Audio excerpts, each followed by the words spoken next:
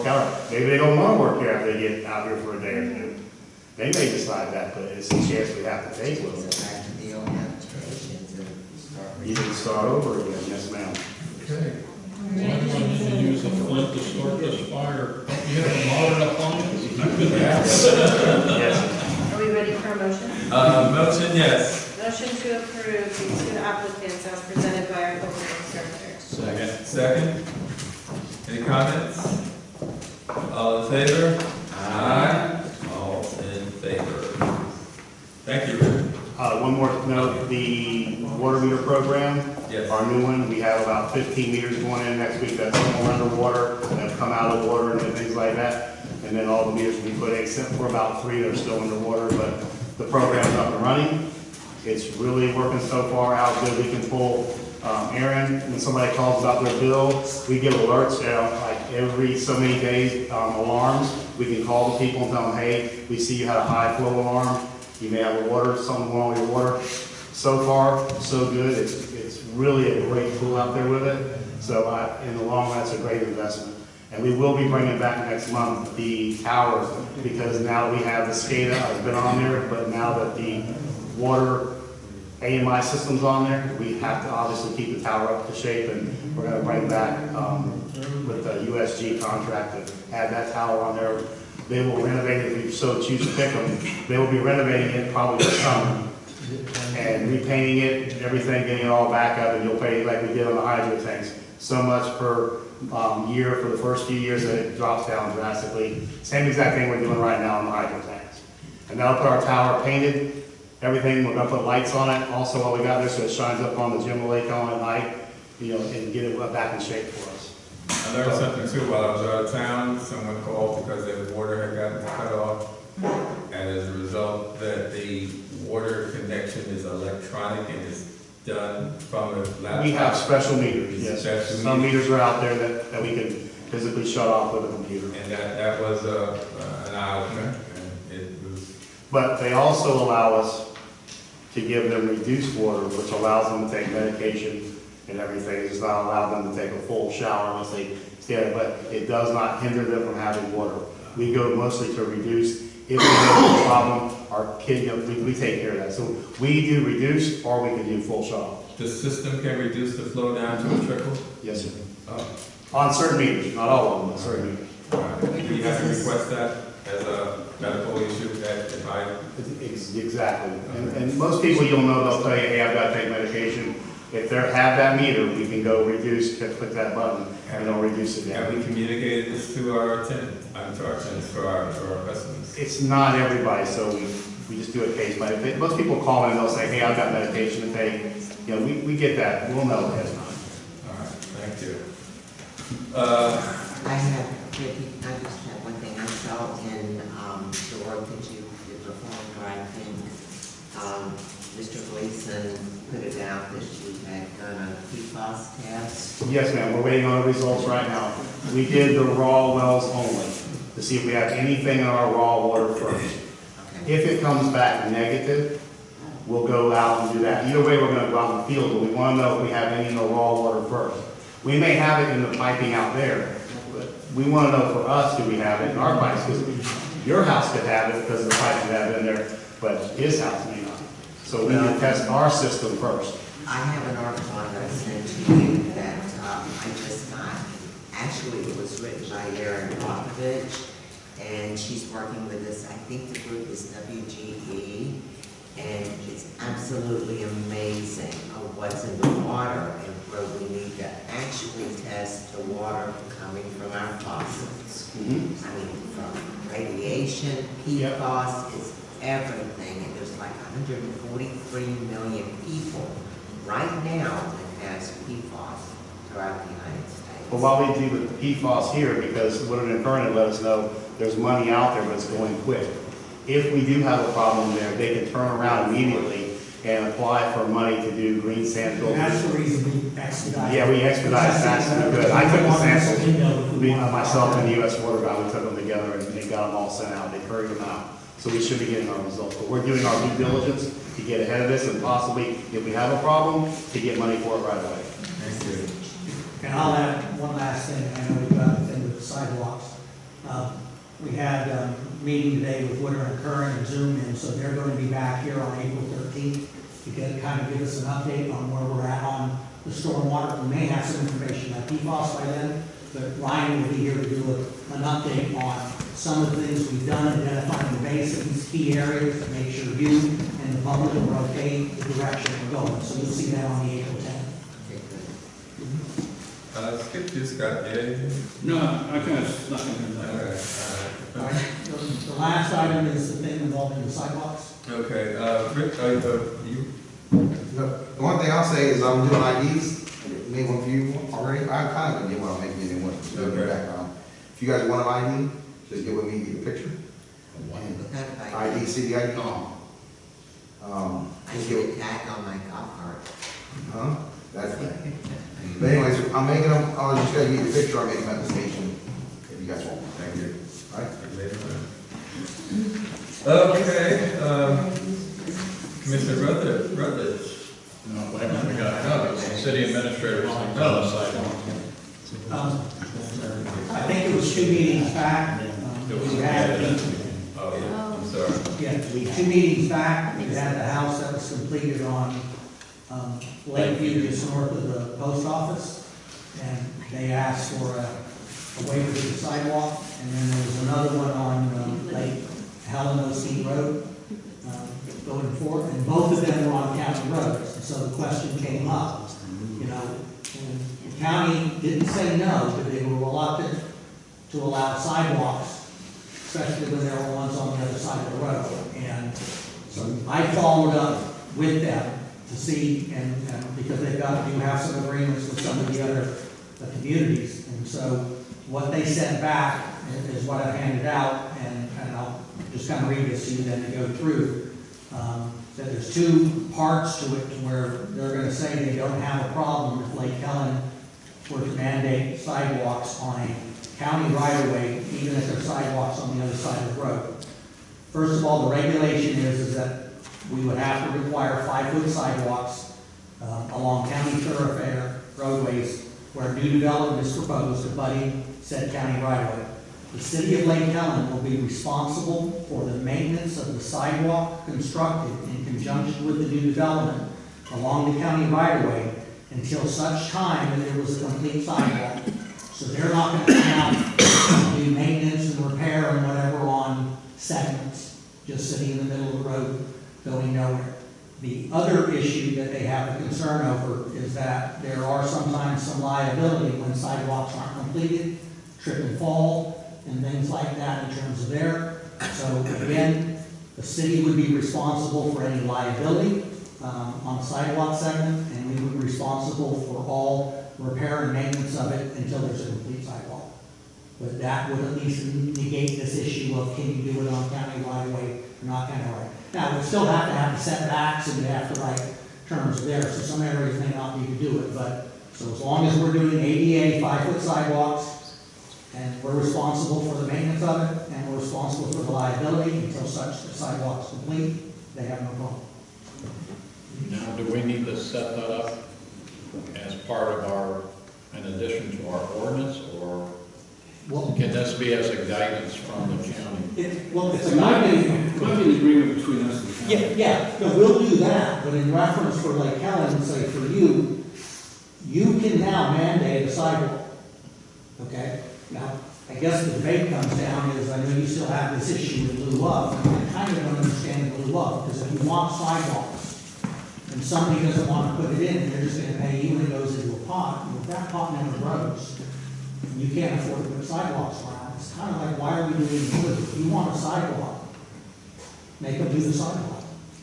Well, to me, it falls into the same thing with the agreement that was done between the city, the county, and the school board on the sidewalks for the students in the schools to, that the city would complete sidewalks on the south side of Main Street and certain other areas, and the county would complete sidewalks on there.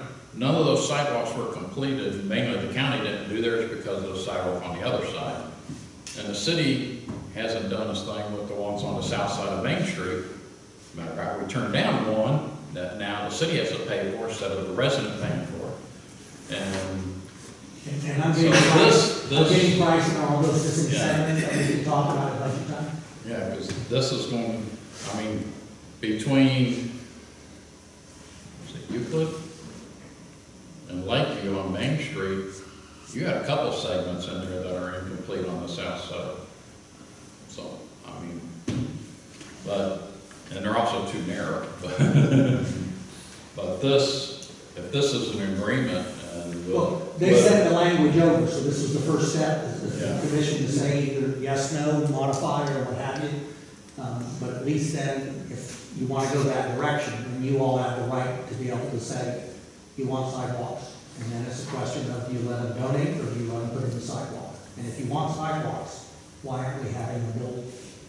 Because Well, if it's you don't like get, the if you one- don't get it built, who's ever going to come back and do it? it's like the one guy said that he, as a contractor, he can put in a sidewalk on his property he's developing cheaper than what we could pay to have somebody put it on there. So, Well, on private property, they would pay. yeah. If not, then we're acquiring property from owners. So that's either in that domain or paying them for a right of way, and then we're paying 100%. So this is at least getting them on those new developments that are coming in.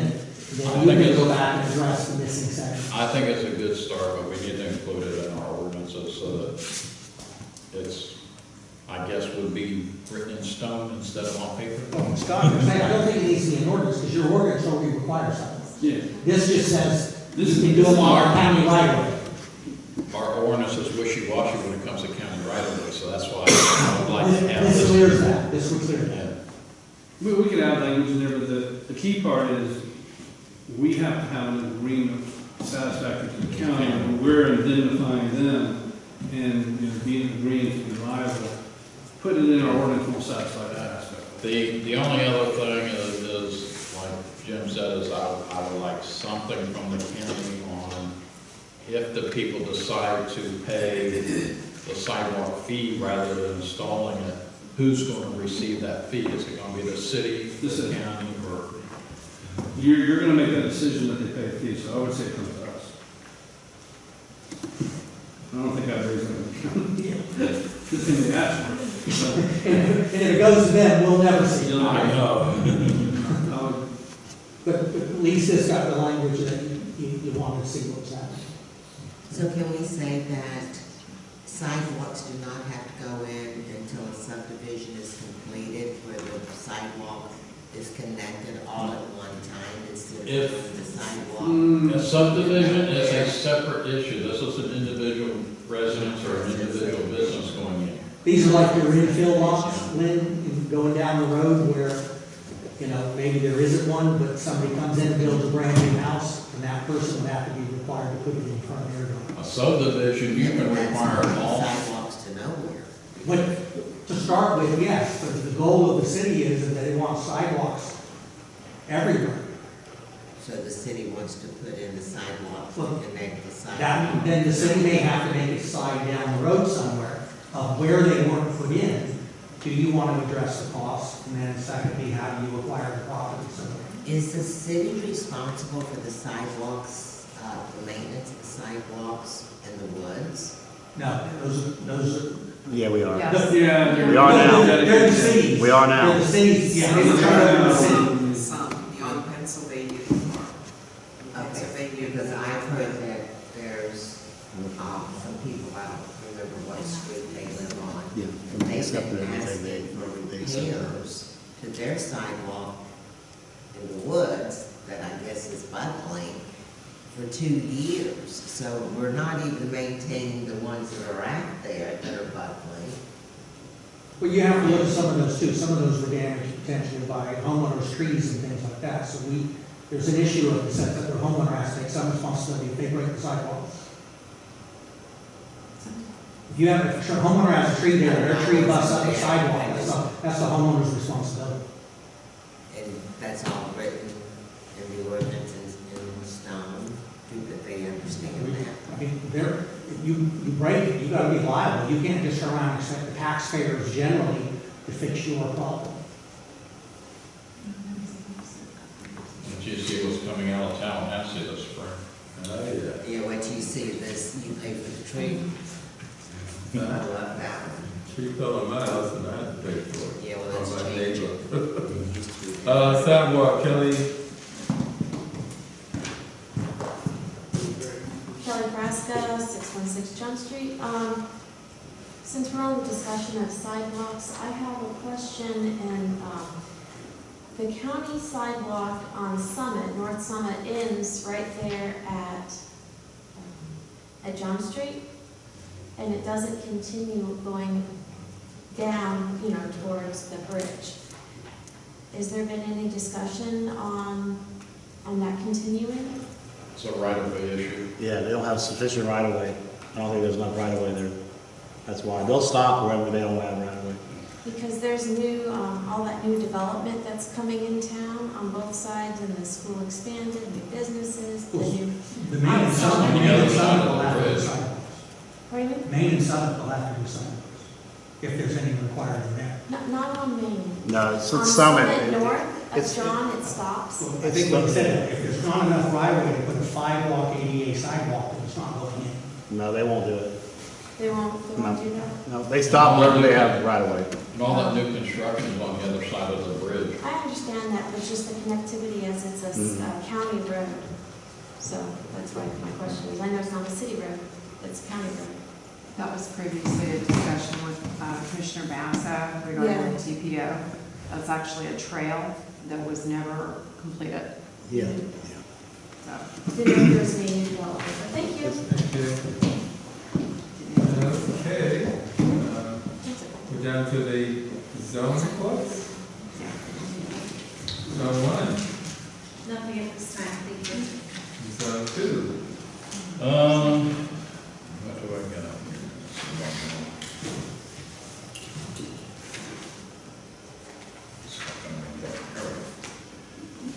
The Vision Zero Community Workshop. This is from the Lucia Flagler TPO. They're having workshops, they're inviting anybody from Volusia Flagler to eliminate traffic-related deaths by attending one of the 3 upcoming Vision Zero community workshops.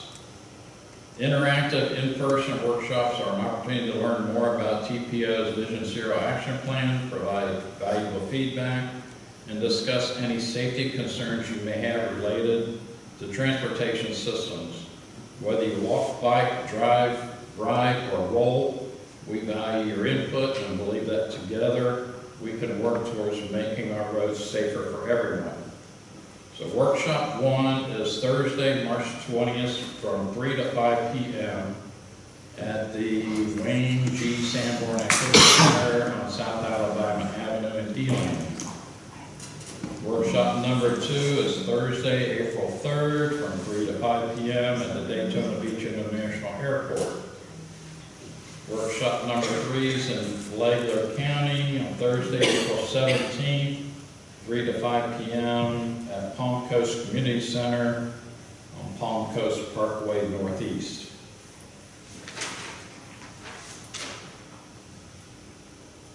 Look forward to your participation and working together to build a safer community. For more information, I don't know if all the commissioners got this email from the TPO. Okay. You can click on here and it'll give you more information.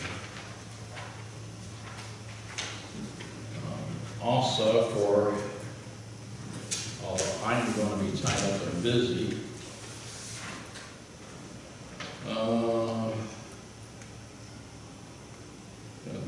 important meeting with Senator Randy Fine Saturday, March 15th.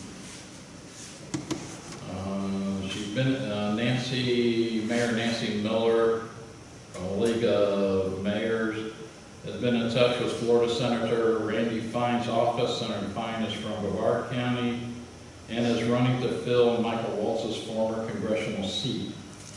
A meeting is scheduled Saturday, March 15th, 11:30 a.m. at Krabby Joe's in Daytona Beach, where Senator Fine will meet with Volusia County elected officials to discuss the local priorities. So they're looking at, getting the Volusia County beaches designated as engineer beaches and anything else that you feel that needs to come up before them to be presented. So if anybody's interested in that, that one's there. The other one is Ms. Kuzak had to leave. I guess the meeting was running a little bit long for her. But if the city has not heard, the Massey James Center is being closed the end of this month. They can't find an insurance company to cover the insurance on it, and they feel that the front building needs too much repairs to be salvaged. And they were talking about possibly tearing it down, but I'm not sure if they're going to or not. They did have a meeting, I believe it was in Melbourne, and the guy that was presenting all the information got shouted out of the room, and he ended up leaving. He was being attacked so much from the citizens. And they voted not to sell the property, which is a positive. But in the meantime, since they're not going to have insurance and be able to use the facilities there, they have Wednesday bingo all the time. And Ms. Kuzak was going to request that the Massey James Women's Group be allowed to use the Melissa Park building on Wednesdays from about 10 till 1 o'clock, so they could continue doing their bingo. And I guess they would have to have some type of liability coverage, or where they have to fill out a request form and all that. Yeah, that's, Roxanne, that's one of our rental buildings. Is that building get rented? Yeah, so they just go through that process. So when they go through that process and everything, I'll bring up the other motion requesting to waive the fee, but they're still gonna need insurance. Yeah, So well, that'll be later. But I hate to see them leave. They were a great asset to the community. Hopefully we'll be able to bring it back. We'll see what happens. And like Karen brought up, this weekend's a busy weekend. Starting about 8 o'clock in the morning, our 5K will be running through the streets. If there's any residents that would like to be out there and play music for the runners or hand them snacks or whatever along the route, that they would appreciate that. Then following that at, I believe, 10 o'clock until 3, the League for Better Living is having their art show. It'll be mainly right here. And then from, I guess, about 10 o'clock until 5 is the Strawberry Festival for both Saturday and Sunday. And then if anybody's interested in bingo, we have bingo in the American Legion Saturday afternoon. Busy day for all Saturday work on. Good. That's it. Good. My turn? Yeah, your turn. Okay. 2 things. Number 1, if anybody has my name, contact in your phone, you might want to delete it and then put it back in. My phone got completely hacked. My IP address got hacked. All of my assets got frozen. It's taken me a week and a half to start straightening these things out. These were such great professional hackers.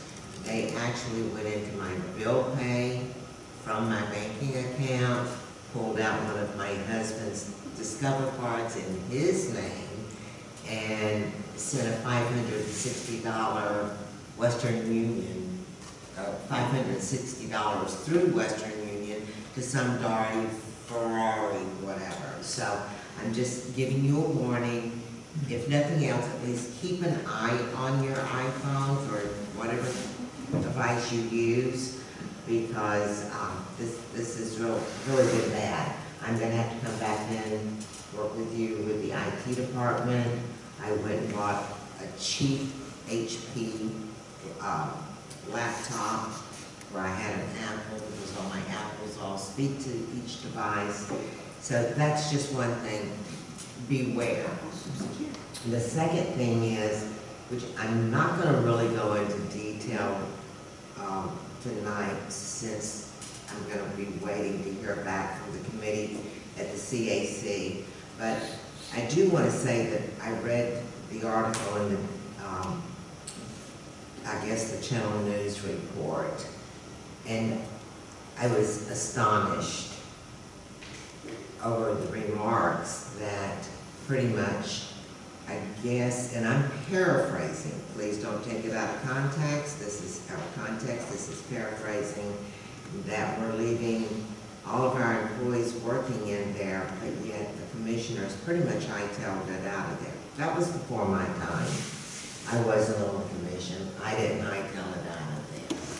However, I will say that as a commissioner on this committee and as a leader in this committee, I would be more than willing to go back right in there and sit with the employees. That's our job.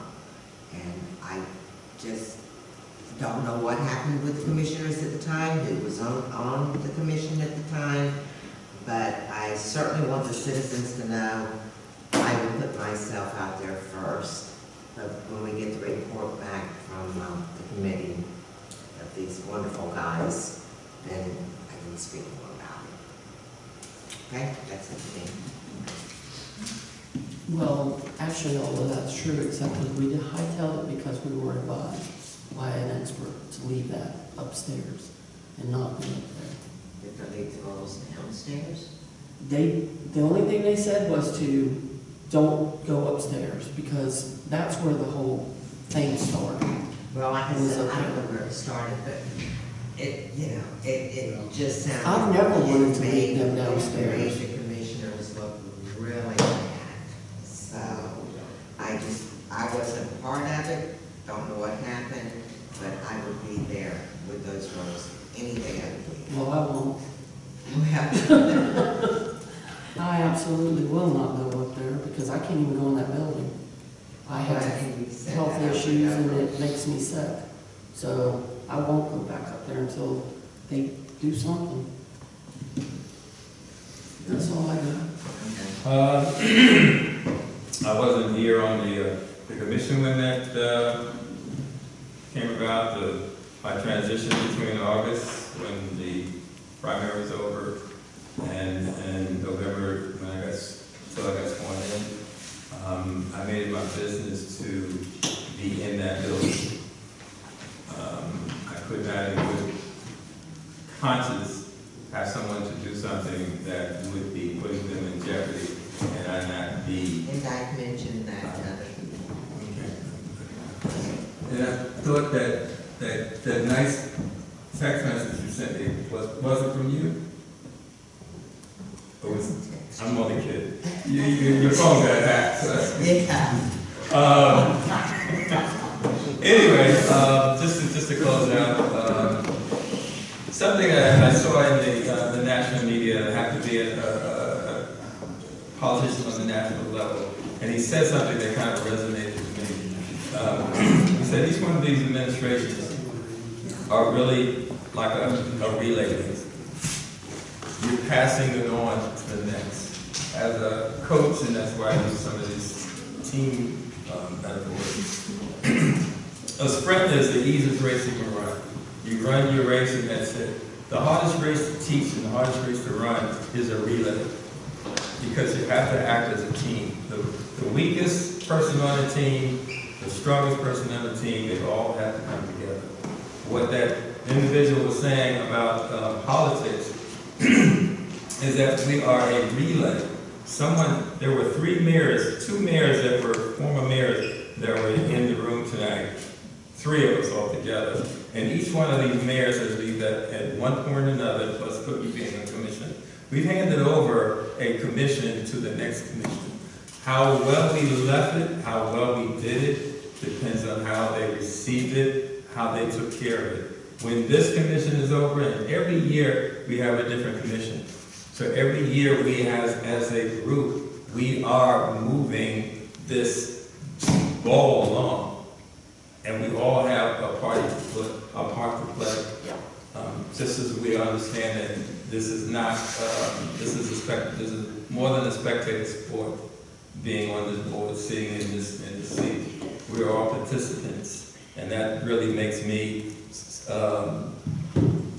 proud to be a part of this, and I can look back and see whatever part that I played, big or little, we all have a part. My good commissioner to the left, she says I kid her about being a rookie. I think we all came to this seat as a rookie. Everybody sat in for the first time.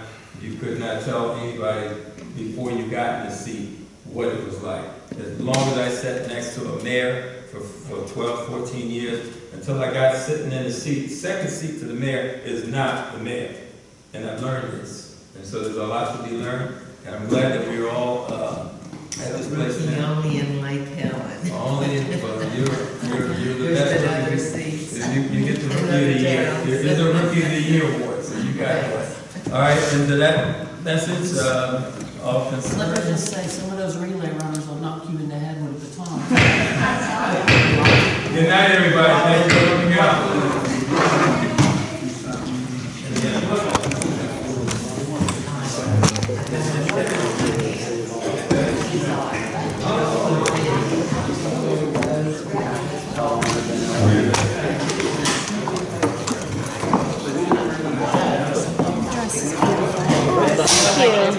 Thank you.